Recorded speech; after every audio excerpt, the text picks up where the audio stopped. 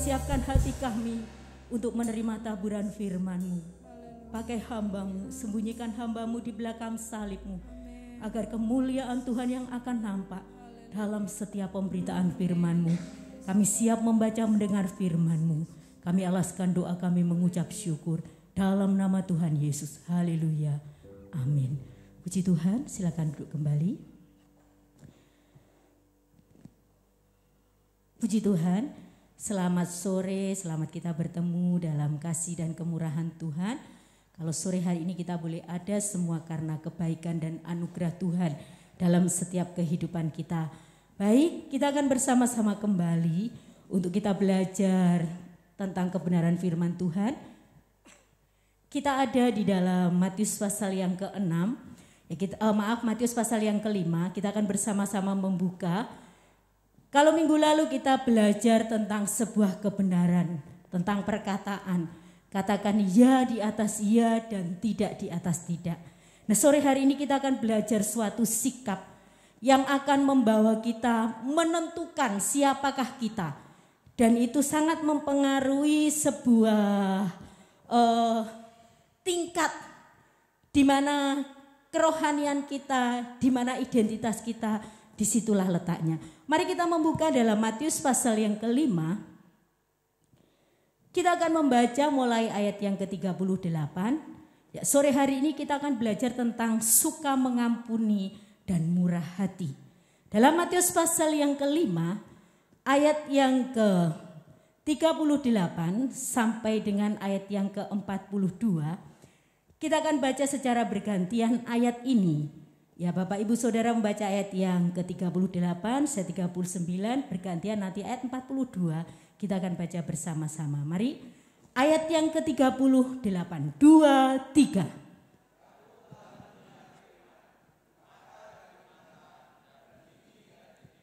Tetapi aku berkata kepadamu, janganlah kamu melawan orang yang berbuat jahat kepadamu, melainkan siapapun yang menampar pipi kananmu, berilah juga kepadanya pipi kirimu. Ayat 40.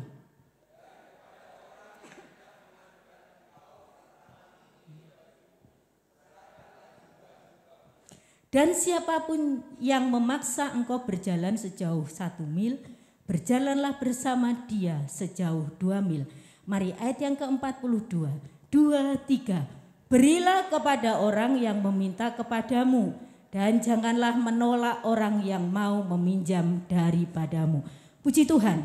Kalau kita membaca dan belajar dari Matius pasal yang ke-5, ya dimulai pasal yang ke-5 adalah suatu hal yang luar biasa. Diawali dari khotbah Tuhan di atas bukit, menunjukkan sebuah sikap identitas kita sebagai anak-anak Tuhan. Dan sore hari ini kita akan belajar di dalam ayat yang ke-38, di situ dikatakan bahwa mata ganti mata dan gigi ganti gigi.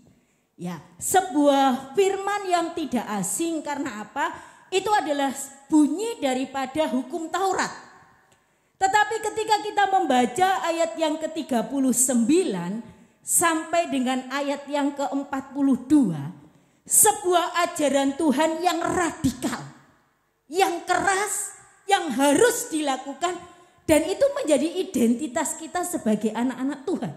Ya, dalam ayat yang ke-39 sampai 42 itu adalah sebuah wujud dari kasih yang sejati dan itu terlihat dalam sebuah sikap hidup. Jadi wujud kasih sejati itu bukan hanya lewat perkataan, tetapi Tuhan mengajar lewat sebuah perbuatan, lewat sebuah sikap. Di mana di situ kalau kita membaca ayat yang ke-39 dikatakan, tetapi aku berkata kepadamu, janganlah kamu melawan orang yang berbuat jahat kepadamu, melainkan siapapun yang menampar pipi kananmu, berilah juga kepadanya pipi kirimu. Kalau kita melihat ayat yang ke-38 sangat bertentangan dengan ayat yang ke-39. Ayat 38 itu mengajarkan bukankah itu adalah hukum yang setimpal dengan perbuatan. Ya dikatakan kalau ada orang yang mungkin menyakiti kamu, mata ganti mata, gigi ganti gigi, setimpal kan? Tetapi di dalam ayat yang ke-39, sebuah ajaran Tuhan radikal yang tidak sama bahkan bertolak belakang dengan ayat yang ke-38. Kenapa? Kita sadar ya ayat yang ke-38 itu adalah sebuah sikap menuntut balas. Kalau bahasa kerennya itu balas dendam. Kenapa? Mata ganti mata, gigi ganti gigi. Dan kalau kita mau jujur, sikap manusia itu tidak pernah puas untuk membalas dendam. Artinya begini, kalau kamu menyakiti mata saya, ya, ketika kita akan membalas, kita akan melakukan jauh, bukan hanya mata kalau bisa yang saya sakiti, tetapi mungkin hidung kamu, telinga kamu atau apapun, pokoknya saya harus lebih. Itu sikap manusia. Dan kita melihat bagaimana ya ajaran Tuhan di dalam ayat yang ke-39 itu jelas dikatakan bahwa seakan-akan kita itu tidak boleh membalas. Bapak Ibu Saudara dikasih oleh Tuhan, tidak membalas itu bukan berarti menghapus kesalahan. Ataupun kita melupakan kesalahan, ataupun kita mungkin cuek dengan apa yang terjadi di depan kita. Artinya begini, ya udahlah kalau orang mau seperti itu kita tutup mata, wis aku pokoknya sing penting seperti ini. Enggak Bapak Ibu, ya sebagai anak-anak Tuhan kita sadar bahwa di dalam ayat yang ke-39 mengajarkan kepada kita bahwa sebagai anak Tuhan kita tidak membalas kejahatan dengan kejahatan. Tetapi Tuhan mengajarkan bahwa ketika kita ingin mengalahkan kejahatan, kita harus membalas kejahatan itu dengan sebuah kebaikan. Walaupun ketika kita melakukan kebaikan itu untuk membalas sebuah kejahatan, kita akan menanggung yang namanya konsekuensi. Konsekuensi apa atau akibat apa yang kita tanggung ketika kita tidak membalas kejahatan itu? Yang pertama adalah kita yang harus menanggung kerugian itu. Perhatikan dalam ayat 39, kalau kamu ditampar pipi kananmu, beri pipi kiri. Ya, seakan-akan kita ini sudah sudah sakit, malah suruh menyodorkan lagi. Kan kita rugi ya. Secara manusia. Dan yang kedua, ketika kita tidak membalas kejahatan itu, kita bukan hanya istilahnya menanggung kerugian saja, tidak. Tetapi kita juga harus berani bayar harga. Kalau Tuhan memberikan ilustrasi dalam ayat yang ke-39, ya, penamparan pipi atau tampar pipi, itu bukan hanya saya yakin begini. Ketika suatu saat mungkin ada sesuatu terus kita itu ditampar di muka umum. Apa yang pertama kita rasakan? Malu, betul ya? Jadi ketika kita mengalami hal tersebut, istilahnya sakit itu nomor 2 gitu ya. Tapi malunya itu. Jadi ketika orang melakukan sesuatu kepada kita, kita itu akan merasa sangat terhina. Dan ketika terhina, yang sakit itu bukan fisiknya, tetapi kita dilukai secara batin, hati. Ya mungkin kalau pipi merah, ya dikasih apalah, pulang ke rumah, dikasih obat, hilang. Tapi rasa malu yang kita tanggung itu mungkin mengalahkan dari sakit pipi yang kita terima akibat tamparan. Nah, dari hal itu Tuhan mengajarkan kita itu untuk membayar harga dengan cara apa? Kita tidak membalas. Kita tidak mengikuti cara mereka. Kalau dunia mengajarkan, bahkan hukum Taurat mengajarkan, kalau mata dilukai ganti mata, gigi ganti gigi. Tetapi Tuhan katakan kalau engkau ditampar pipi kanan, beri pipi kiri. Ada sebuah harga yang harus kita bayar dengan cara kita itu tidak mengikuti. Apa yang kita dapat ketika kita tidak mengikuti cara mereka? Kita tidak menurunkan standar kita sebagai anak-anak Tuhan. Artinya disitulah kelihatan kita adalah anak-anak Tuhan. Karena ketika orang menyakiti kita, kita belajar untuk kita itu ya membayar harga. Aku nggak mau mengikuti. Karena Bapak Ibu ketika kita sadar ya, balas dendam itu sebuah rangkaian atau sebuah lingkaran setan yang susah untuk diputuskan. Kenapa? Karena sekali lagi sifat manusia itu kalau membalas maunya itu lebih dari apa yang dilakukan oleh orang itu, betul ya? Kalau kamu bikin malu saya bisa lebih membuat kamu bukan hanya malu, tapi sangat-sangat malu. Tetapi Tuhan mengajarkan di situ, ya, bagaimana ketika kita harus membayar harga dengan tidak mengikuti pola mereka, tidak mengikuti cara mereka ketika kita mungkin disakiti, ditampar pipi kanan, kita tidak membalas dengan menampar. Tapi kita seakan-akan wis menyodorkan. Kita menanggung.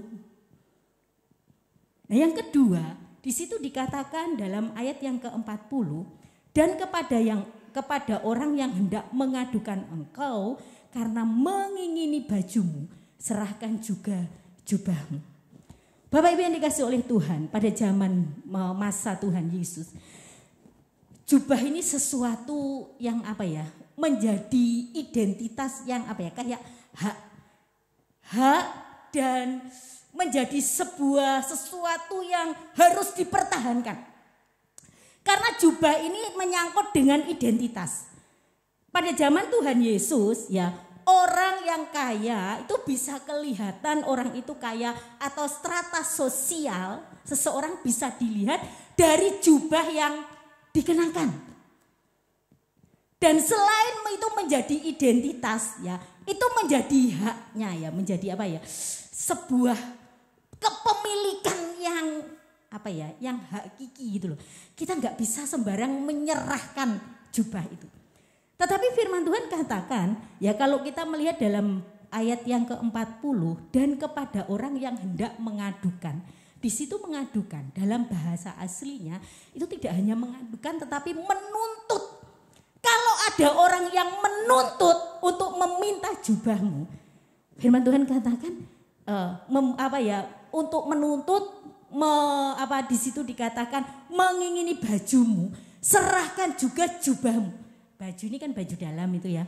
Jubah ini penutup, tadi saya katakan itu adalah hak identitas kita. Artinya ketika ada orang yang mungkin merampas hak kita, susah ya. Ketika saya merenungkan firman ini, semakin kita belajar firman Tuhan, ternyata kriteria untuk menjadi anak Tuhan itu semakin lama semakin mudah gitu ya. Mudah ya Bapak Ibu ya? Mudah apa susah? Jujur ya, sakit loh. Dihina itu sakitnya itu kebayang-bayang nggak lenyap dalam 1-2 hari. bisa bertahun-tahun bahkan sampai seumur hidup. Apalagi ketika orang meminta yang menjadi hak kita. Ini susah. Kadang yang bukan hak kita diminta aja, kita masih bisa ngamuk. Kita bisa marah. Tetapi Tuhan mengajarkan, makanya saya katakan ini sebuah ketika khotbah di atas bukit itu menjadi pengajaran Tuhan yang sangat radikal karena mengubah pola pikir, menjadikan sebuah standar sebagai pengikut Kristus, murid-murid Tuhan itu menjadi naik karena beda, punya ukuran, punya standar yang tidak sama dengan orang-orang yang ada. Bapak Ibu yang dikasih oleh Tuhan, kalau kita mau belajar bersama-sama dan sesungguhnya menjadi satu hal yang luar biasa ya. Kalau kita mau jujur gitu ya. Ini bukan suatu hal yang mudah. Ketika kita harus menyerahkan hak kita. Tadi kita itu harus bayar harga yang pertama. Sekarang sudah bayar harga. Aku ini wis ngalah loh ya. Aku ini disakiti ya wis manut, aku ngalah. Tapi bagaimana ketika hak kita itu diinjak? Hak kita itu tidak dihargai, seakan-akan hak kita itu dirampas. Kira-kira bagaimana sikap kita? Dan yang ketiga kita perhatikan, di dalam ayat yang ke-41, di situ dikatakan begini, dan siapapun yang memaksa engkau berjalan sejauh 1 mil, berjalanlah bersama dia sejauh 2 mil. Ini bukan hal yang mudah Bapak Ibu. Bapak Ibu jalan dengan teman aja, bestie lah. Kalau jauh itu rasa capek enggak? Tetaplah secara manusia rasa capek ya. Tapi perasaannya beda lah ya. Ini sudah disuruh jalan harusnya 1 mil, kok tambah disuruh jalan 2 mil. Dan jalannya ini gandengannya Bapak Ibu bukan dengan bestie kita. Tetapi mungkin dengan orang yang tidak kita sukai. Kenapa? Kata memaksa, ini Bapak Ibu ya. Kalau pada masa itu karena orang-orang Israel dijajah oleh bangsa Romawi. Jadi orang atau prajurit Romawi ini berhak untuk memerintahkan orang Yahudi, seakan-akan memaksakan orang Yahudi itu ketika mungkin prajurit Roma ini capek membawa barangnya, boleh dia panggil siapapun ketemu orang Yahudi, ayo bawakan, ya boleh. Satu contoh ketika Tuhan Yesus disalib, ya tentara Romawi panggil siapa? Simon Kirene. Dia lagi jalan santai-santai mungkin gitu ya. Tiba-tiba secara tidak langsung tuh dipaksa oleh prajurit Romawi. Ayo pikul salibnya. Gak ada perlawanan. Harus mau. Kadang-kadang ketika kita itu sudah bayar harga. Menyerahkan hak kita. Kadang itu kita juga dituntut melakukan jauh dari apa yang kita mampu dan apa yang seharusnya tidak kita lakukan. Tambah susah ya. Wong dihina saja nggak boleh balas. Haknya diminta ya wis tetap diam. Nah sekarang wis apa lagi yang harus saya serahkan? Tuhan ngomong nggak hanya sampai di situ.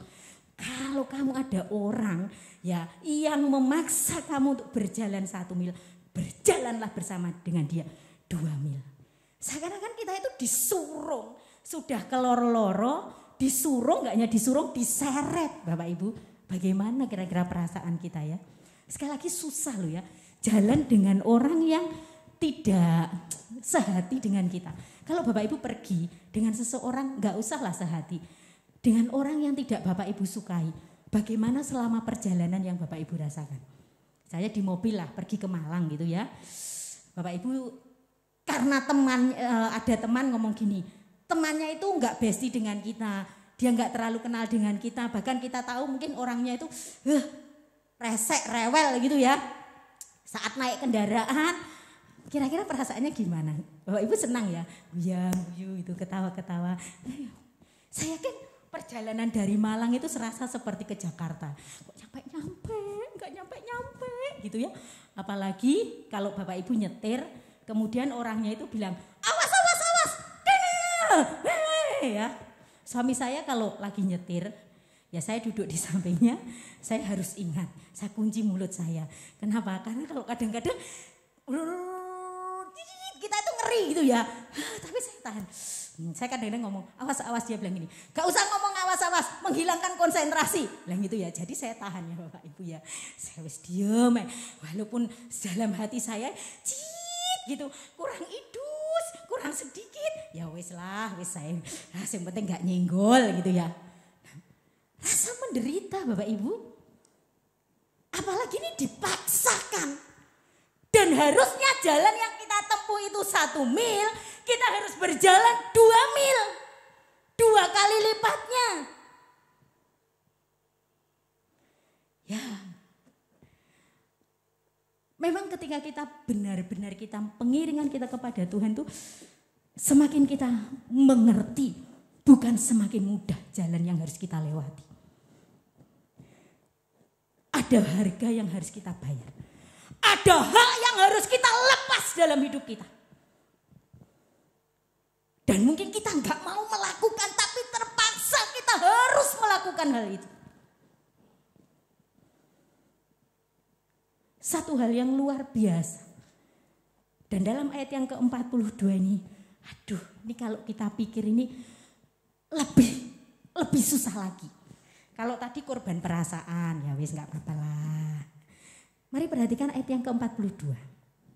Katakan begini. Berilah kepada orang yang meminta kepadamu dan janganlah menolak orang yang mau meminjam daripadamu. Ketika kita belajar, semakin kita dalam pengiringan kita kepada Tuhan, hati kita itu semakin diminta oleh Tuhan untuk meluaskan samudra kita itu membuka hati kita itu lebih lebar untuk orang lain. Artinya kita harus siap memberi bantuan kepada siapapun, apapun itu tanpa melihat status sosial, golongan, atau hal apapun juga. Golongan itu bisa jadi ataukah itu keluarga kita, ataukah itu sesama suku kita. Kita nggak bisa. Tuhan katakan, Dia ajarkan, berilah kepada orang yang meminta kepadamu dan jangan menolak orang yang mau meminjam daripadamu. Ini yang susah.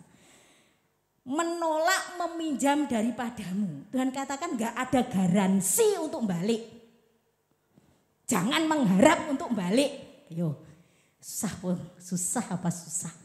Sudah korban perasaan, korban hak, melakukan sesuatu yang sekarang diminta lagi, apa yang kita punyai lagi. Seringkali kan ketika kita meminjamkan sesuatu, kata meminjam ini di pikiran kita pastilah sesrit walaupun sedikit. Pasti kita gak apa-apa lah, tak pinjemi ya, tapi tak jaga nih loh ya nanti. Untuk apa? Saya mau gini ya. Tuhan katakan ketika kita memberi bantuan, memberi pinjaman, itu enggak ada garansi Bapak Ibu. Orang yang kita bantu untuk kembali membantu kita, atau orang yang kita tolong untuk kembali menolong kita, enggak ada garansinya. Ya. Jadi harus membuka hati yang seluas-luasnya. Saya Bu ya, saya Pak ya. Saya ketika merenungkan, aduh Tuhan, kok susah sekali ya. Makanya disebut radikal. Sebuah ajaran yang tidak hanya ngomong, oh nanti kalau memberi, meminjami, nanti diberkati berlipat kali ganda. Semakin kita mengerti firman, gak ada garansi Bapak Ibu. Kalau Bapak Ibu membeli sesuatu, jaminan harganya mahal. Bapak Ibu lihat garansinya berapa tahun ya. Karena garansi ini sebagai jaminan, kalau nanti rusak saya bisa kembalikan. Tapi dalam hidup kita saat kita melakukan sesuatu tidak ada garansi Bapak Ibu. Ayo berani enggak? Susah ya, dan amat sangat susah. Kesimpulan dari firman sore hari ini membawa kita menerapkan dalam diri kita. Sesungguhnya ketika kita belajar untuk mengampuni dan belajar bermurah hati, itu enggak mudah. Ketika kita dalam diri kita gini, aku akan membalas orang yang telah berbuat jahat kepadaku.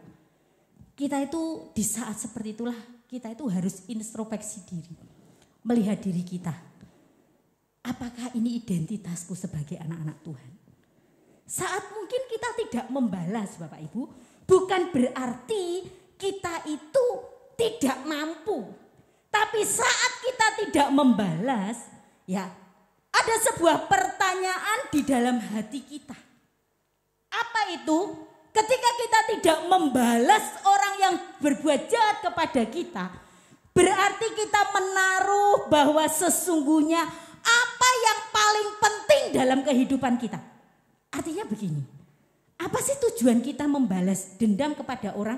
Mungkin karena tadi kita dihina, dipermalukan, harga diri kita dilukai. Yang kedua mungkin hak kita dirampas. Yang ketiga kita sebetulnya aku gak mau melakukan. Tapi karena terpaksa. Dan yang keempat aku itu gak mau ngutangi. Tapi piye? Ya, tapi bagaimana? Ketika kita merasa dan melakukan istilahnya ketika kita melihat hal seperti itu. Bahwa Ibu dalam kehidupan kita ketika kita tidak membalas sekali lagi kita itu memberikan sebuah prioritas dalam hidup kita. Apa yang paling penting dalam kehidupan kita? Artinya begini, ketika kita tidak membalas, kita sadar bahwa ini adalah sebuah perintah dari Tuhan. Ini adalah sebuah kerinduan hati Tuhan untuk anak-anaknya melakukan hal itu. Dan ketika kita mungkin harga diri kita dilukai, hak kita diambil, kita melakukan sesuatu, ya bagi kita ketika kita tidak menempatkan Tuhan di prioritas yang utama dalam kehidupan kita, kita tidak mungkin bisa melakukan hal-hal itu. Karena manusia kita punya harga diri, kita punya hak, kita punya kemauan dan kehendak. Tapi ketika kita tidak membalas dan kenapa? Karena kita menempatkan prioritas Tuhan di dalam kehidupan kita. Maka di situ kita akan bisa melihat bahwa sesungguhnya itulah identitas kita yang sebenarnya sebagai anak-anak Tuhan. Bapak Ibu yang dikasihi oleh Tuhan, sebagai penutup saya akan berikan suatu contoh. Seorang yang sangat terkenal yaitu tidak ada yang tidak tahu kisah dari Mother Teresa ya. Seorang yang luar biasa. Suatu saat dia pergi, Mother Teresa ini pergi mengemis dengan seorang anak kecil. Ya, karena anak ini lapar ya jadi Mother Teresa ini dia berkeliling meminta sedekah kepada orang-orang yang ada. Dan pada saat itu tidak ada seorang pun yang memberi. Sampailah dia di suatu rumah dan ketika dia ketuk pintu, di situ yang membukakan seorang bapak. Kemudian Mother Teresa ini ngomong, berilah saya roti, sepotong roti. Apa yang dilakukan oleh bapak ini? Karena dia melihat mungkin penampilan Mother Teresa yang kayak pengemis gitu ya. Dia merasa jijik dan meludahi Mother Teresa ini. Apa yang dilakukan oleh Mother Teresa? Apakah dia langsung pergi karena tersinggung dengan harga diri? Aku itu minta. Tapi satu hal yang luar biasa, dia tidak pergi. Dia katakan ketika orang itu meludahi mukanya, dia katakan begini, terima kasih untuk pemberian Bapak. Bisakah Bapak memberi saya sepotong roti untuk anak yang bersama dengan saya? Bapak Ibu kalau kita merenungkan harga dirinya, apa Mother Teresa tidak punya harga diri? Punya. Tapi dia mengesampingkan harga dirinya. Menaruh haknya, dia tahu ada tanggung jawab. Seorang anak kecil yang kelaparan, dia bisa tahan lapar. Tapi bagaimana dengan anak yang bersama dengan dia? Kalau kita merenungkan luar biasa, teladan yang sempurna yaitu Tuhan sendiri. Sebelum dia naik di atas kayu salib untuk menebus dosa kita. Perjalanan, jalan Via Dolorosa, bukan jalan yang mudah, Bapak Ibu. Di situ tidak ada hak. Walaupun dia raja di atas segala raja. Tidak ada harga diri, ditelanjangi, diseret berjalan, semua mata melihat. Itu yang Tuhan lakukan dalam hidup kita. Menjadi pertanyaan kita sore hari ini saat kita duduk di bawah kaki Tuhan. Seringkali ketika orang menghargai melukai harga diri kita, merampas hak kita, memaksakan kehendaknya kepada kita, atau mungkin mengambil sesuatu yang bukan menjadi haknya daripada kita, kita sering marah. Tapi mari sore hari ini semakin kita dekat dengan Tuhan, lewat ibadah sore hari ini kita mau semakin mengerti betapa kasihnya Tuhan dalam hidup kita. Dan teladan Tuhan yang sempurna itu membawa kita untuk kita semakin meneladani Tuhan. Puji Tuhan, mari kita akan bersama-sama mempersiapkan hati kita untuk menyembah Tuhan. Haleluya. Seperti Yesus, seperti Yesus.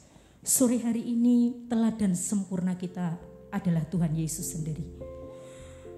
Lewat beberapa hal yang kita sudah pelajari dari beberapa hari Jumat, kita bisa mengerti bahwa sesungguhnya Tuhan inginkan kehidupan kita dan perjalanan iman kita bukan semakin hari bukan semakin mudah. Tapi kita seakan-akan melewati sesuatu yang terjal yang seakan kita tidak sanggup untuk melewati. Oleh sebab itu kita butuh Roh Kudus untuk melakukan itu. Tanpa Roh Kudus dengan kekuatan kita tidak mampu karena kita manusia. Kita punya harga diri sekali lagi. Kita merasa kita punya hak. Kita merasa masih punya kemauan.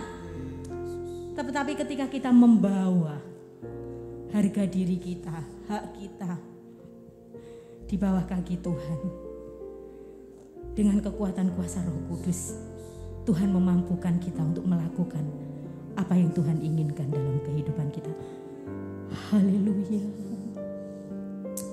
Haleluya. Seperti Yesus, seperti Yesus. Seperti